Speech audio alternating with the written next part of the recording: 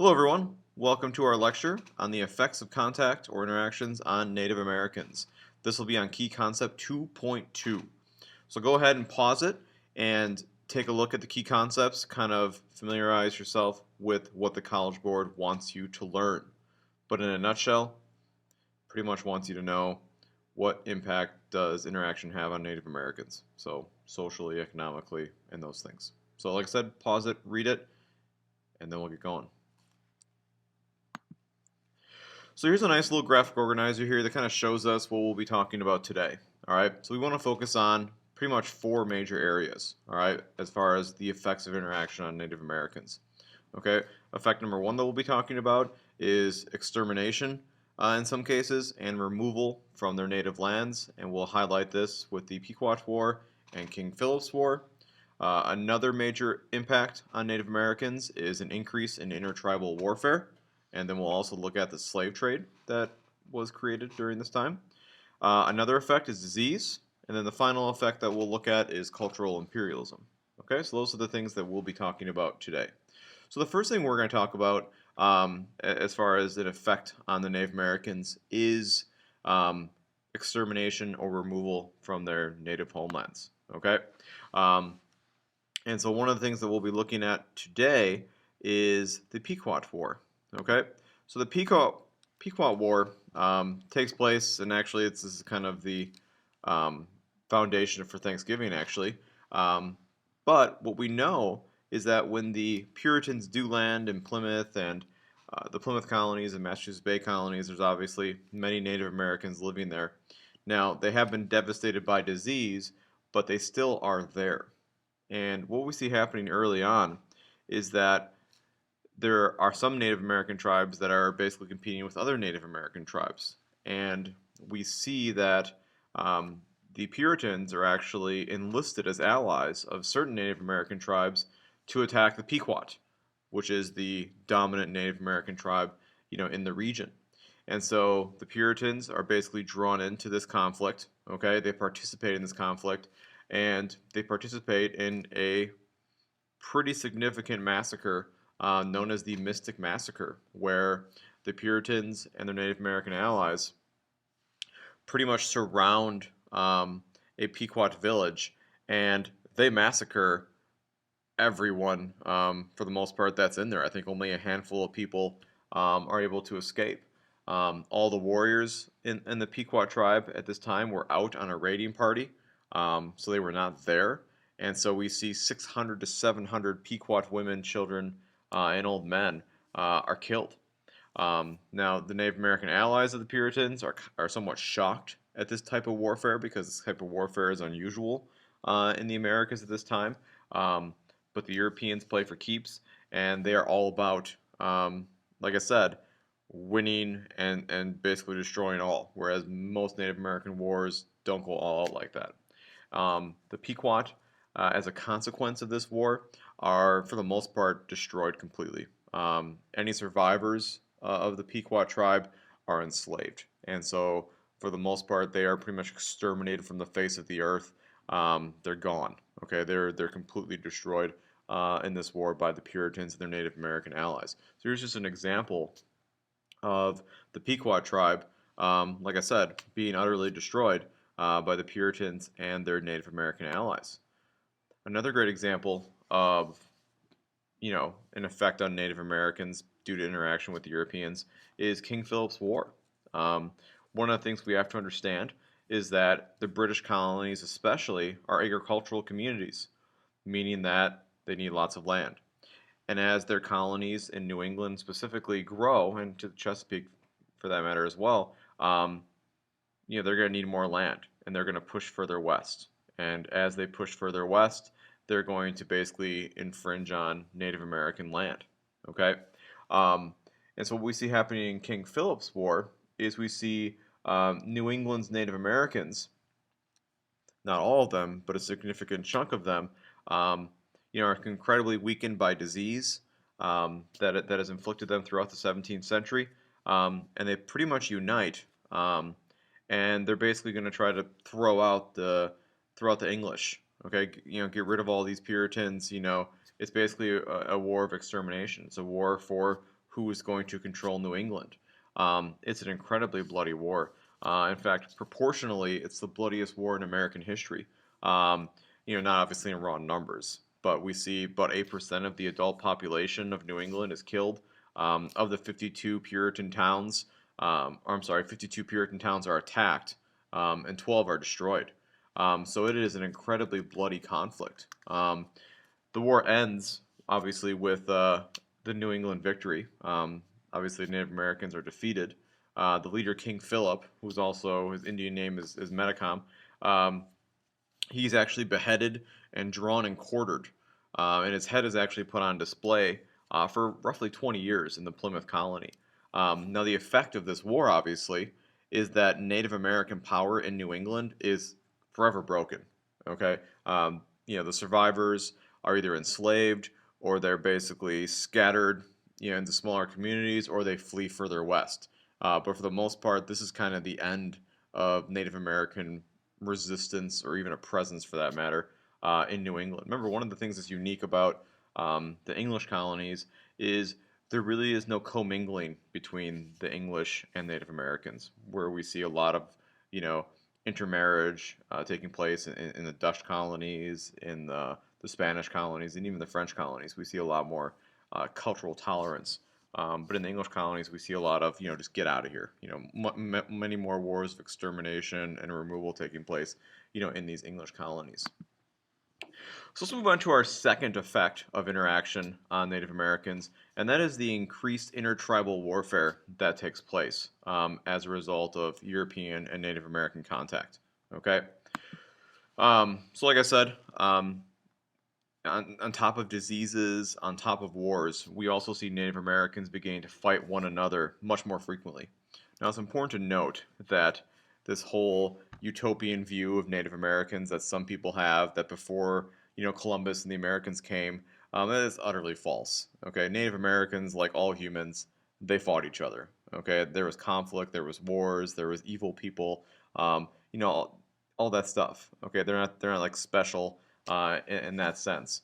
But we do see a significant increase in intertribal warfare after we have European contact with the Native Americans. And one of the main reasons for that is trade with the Europeans brought lots and lots of perks to any Native American tribe that was lucky enough to, I say lucky enough with air quotes, to have that quote unquote privilege. Okay, because if you were able to trade with the Europeans, and the Europeans pretty much wanted fur. Okay, that was the hot commodity that we see in the Northeast region, Great Lakes area, the East Coast into Canada was fur. So if the Native Americans could get that fur, that means they could basically trade for guns, pots and pans, and brandy, and any other valuable items that they couldn't make on their own. Okay, and so because trading privileges were so valuable, there was intense competition between Native American tribes to kind of have that quote-unquote privilege. Okay. Also, because guns gave Native Americans a distinct advantage over tribes that didn't have guns, we see warfare intensifying between Native Americans. Okay. We also see a very distinct disadvantage for Native American tribes that are farther west because they don't have contact with the Europeans, and the Native Americans that are farther east do have that contact with the Europeans and are able to get guns, and they're able to then go ahead and dominate the more interior Native American groups as well. And so we start to see these Native American tribes fighting with one another. We see many more examples of wars of extermination and enslavement where we didn't see that in the past. And so, like I said, overall, very negative impact on Native Americans here. Okay, they become much more warlike as a result of this contact with Europeans. We also see Native Americans being pulled into European conflicts. Okay, we have the French and Indian War in the 1750s and 1760s, where both the British and the French have Native American allies that fight on their side. Most Native American groups in this case did fight with the French. And this was very important because if the French lose, which they did, then the English would then have some vengeance to pay on these tribes that were against them. And so we see a lot of Native American tribes who fight on the losing side have these wars of vengeance afterwards, where they are attacked by the victor. In the Revolutionary War, same deal. The Americans attack the allies of the British. Okay, in fact, George Washington um, sent several of his top generals to attack Native American groups in New York and the Ohio Valley. In fact, George Washington was known as the village burner or the destroyer of villages was what his Indian name translated to. So we see a lot of warfare, hitting these Native American tribes because of contact with Europeans. We also see the Native American slave trade popping up as a result of intertribal conflict and European encroachment. Now, there was slavery before the Europeans got there. I mean, there's slavery in every human society for the most part. The Native Americans were no different.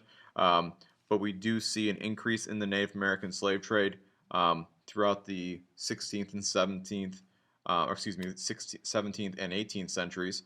And this is something that kind of goes very hush hush in American history. You're not going to find a lot of information about this, but we do know that Native Americans were enslaved at a pretty high rate. Now, obviously, the thing with the Native Americans is disease continues to ravage them throughout the 17th, 18th, and into the 19th centuries, so they don't become too reliable of a labor source, and that is one of the big reasons why Europeans turn to African slaves as a result.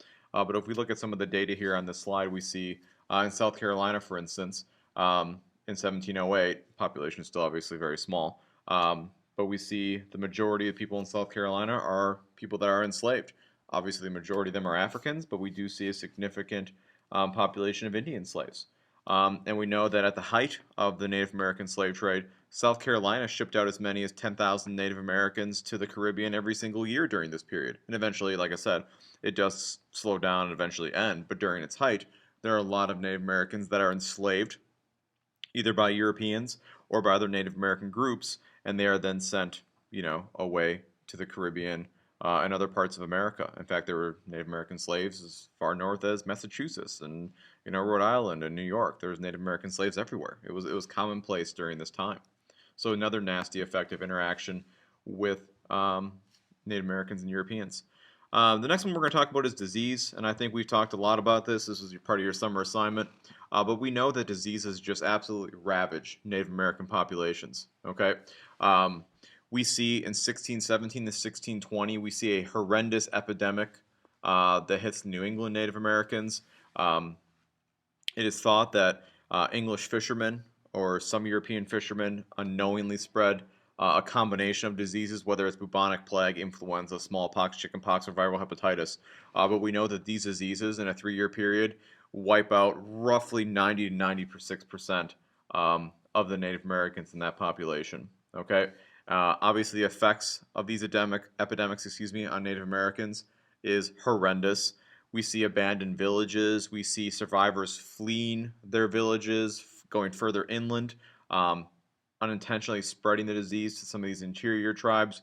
We see diseases killing off the young and elderly at an incredibly high rate, and obviously that's a very important loss because that is not only your future of your community, but in communities that don't have any written languages, oral history, and all the wisdom and tradition and customs that are kind of kept by the elderly, by the older parts of the population. We see a tremendous loss of culture. We see these tribes being militarily weakened as a result of this, making it easier for the Europeans to come in and take over. And we also see, kind of in this post-apocalyptic scene, we see the Native Americans trying to, kind of reform their society in these polyglot tribes, meaning that there's these tribes of many different peoples, different languages, like the Cherokee, for instance, or the Catawba, are examples of these polyglot peoples trying to, like I said, recover from this disaster. All right. Obviously, the effects of disease for the Europeans is, I don't want to say good, but it kind of is. The Europeans, because all these people have died, it's easy to take their land. The fields have already been cleared and plowed. And we also see a little bit of cultural and racial superiority creeping into the minds of the Europeans. Many see this as kind of divine intervention, that God has pretty much come and gotten rid of all these heathens or savages for God's chosen people to come and take the land. Okay. Um, and finally, the last one is cultural imperialism. We see Native American culture as a result of interaction with Europeans under constant attack. Um, from the Spanish to the French and English, we see a pretty concerted effort to Christianize the Native American peoples, and obviously that's quite successful. Today, Native Americans are mostly Christian. Um, the animist religions of the past are kind of gone away. We see some of the very progressive Native American stances on gender roles are essentially eliminated. You're much more likely to see matriarchal societies in Native American societies versus European societies. And like I said, we just see pretty much an overall destruction of Native American culture, religion, art, beliefs, and language. They all go away. Not all, but obviously, for the most part, we see it, them being degraded significantly. Okay, and that's unfortunate because a lot of people, argue that Native American culture in some ways was superior to European culture. Like I said, the matriarchal society, giving more rights to women, obviously, is something that Europeans didn't do, but Native Americans did. Um, many Native Americans symbolize liberty. In fact, if you look at the Boston Tea Party, they dress up as Indians. Why do they dress up as Indians? They dress up as Indians because Indians equal liberty back then. And so it's unfortunate that Native American, culture was taken over. Um, that's just one of the effects that we see taking place during this time. I'm not going to go over this now on this online lecture, but in class, I do want you guys to kind of go over this. Here is a great example of two documents that kind of show the differences in European and Native American culture. And basically, it's how do these cultures look at the environment, look at nature. So if you have time, go ahead and look at this now. But in what ways do these two documents show cultural similarities or differences between Native Americans and Europeans?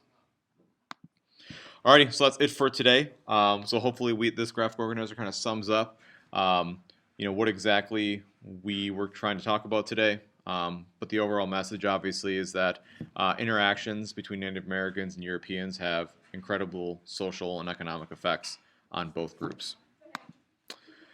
Alrighty, thanks guys. This last slide is for the students in my class, but we're going to analyze this painting using soapstone. So have a great day, everyone.